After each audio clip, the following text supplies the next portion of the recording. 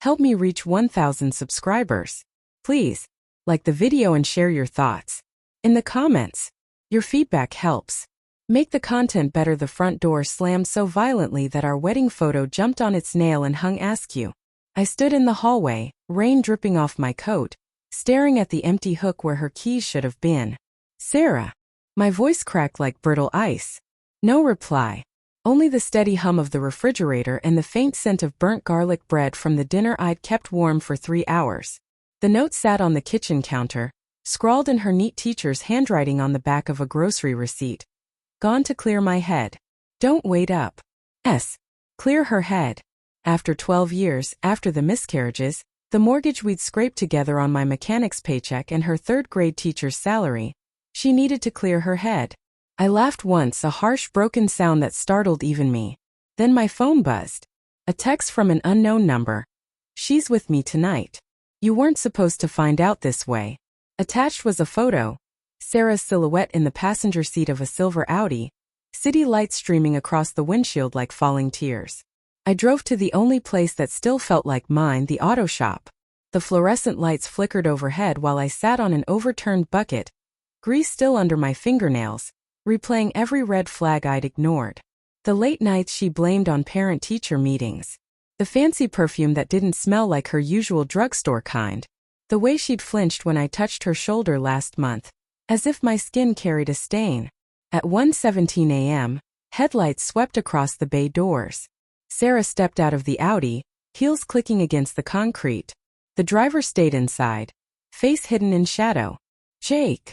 Her voice trembled, though her chin lifted, defiant, almost proud. We need to talk. Talk. I wiped my hands on a rag that would never come clean. You left a note on a grocery receipt. That's not talking, Sarah. That's running. She glanced over her shoulder. The engine revved once, impatient. He said you twist everything. That you always do. He. The word hit like a wrench to the chest. Who is he? Mark, she whispered, as if saying his name might shatter. From the school board. He listens. He sees me. I let out a hollow laugh, the kind a man makes when his life leaks out through a cracked radiator. I see you every morning when you burn the toast because you're thinking about your students' spelling tests. I see you when you cry in the shower after another negative test. I see you, Sarah. But apparently that wasn't enough. Her eyes filled with tears. Good. Let them. He told me things, Jake. About the money you borrowed from his firm last year to fix the roof. About your late-night calls to your ex. About. Stop. The word exploded from me like a starter pistol. You believed a stranger over your husband? He had proof. She fumbled in her purse and pulled out printed emails, my address at the top, but words I'd never written. I can't do this anymore. Meet me at the motel on Route 9. My stomach twisted. Those are fake, I said quietly. You know my password, it's our anniversary. Anyone could have. You changed it 3 months ago, she shouted. Tears streaked down her cheeks. I tried to log in to pay the electric bill and it locked me out. Mark said that was the first sign. I closed my eyes. I had changed it. After catching her crying at 3 a.m., scrolling through adoption agencies. I'd wanted to protect her from the heartbreak of seeing how much it all cost. Stupid secrets breed bigger secrets. The Audi's horn blared. Sarah flinched. I have to go. You're choosing him, I said. It wasn't a question. I'm choosing me. The words cut deeper than any affair ever could. She walked back to the car. I didn't stop her. The taillights vanished around the corner, taking 12 years with them. I didn't sleep. At dawn I drove to the school. Mark Reynolds, 42, divorced, loafers with no socks, stood in the parking lot twirling his keys. His smirk faded when he saw me. Jake Harland. Didn't expect you so soon. I didn't swing. I'd promised Sarah after my father's funeral that I'd never solve anything with my fists. Instead, I held up my phone. Recognize this number? He glanced at the screen, the anonymous text from last night. His tan drained 2 shades paler. Sarah's on her way to your lake house, I said. She thinks we're done. But before she gets there, you should know I forwarded every fake email to the principal, the school board, and your ex-wife's lawyer. Identity theft's a felony, Mark. His mouth opened then closed.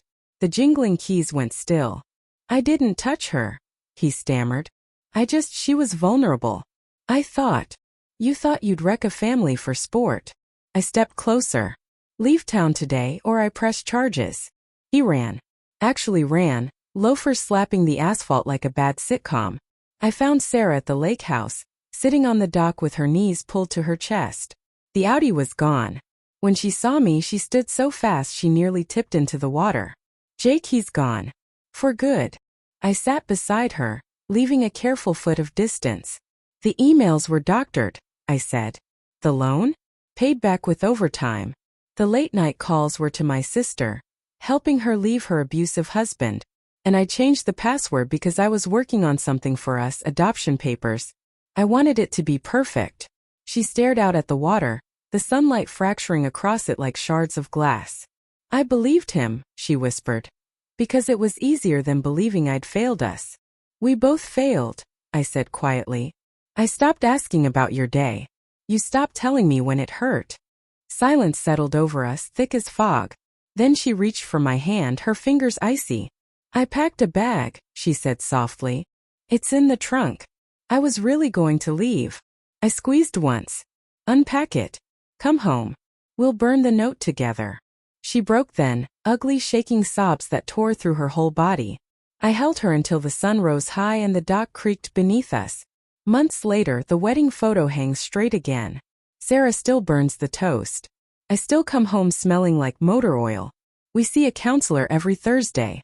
Some nights she wakes screaming, hearing Mark's voice in her dreams. I hold her until the shaking stops. Trust is a cracked engine block. Patch it wrong and it locks up forever. Patch it right and it runs rough but true. We're still grinding metal, still leaking oil, but we're moving forward. And that grocery receipt? We framed it. On the back in fresh ink, Sarah wrote, "Home for good."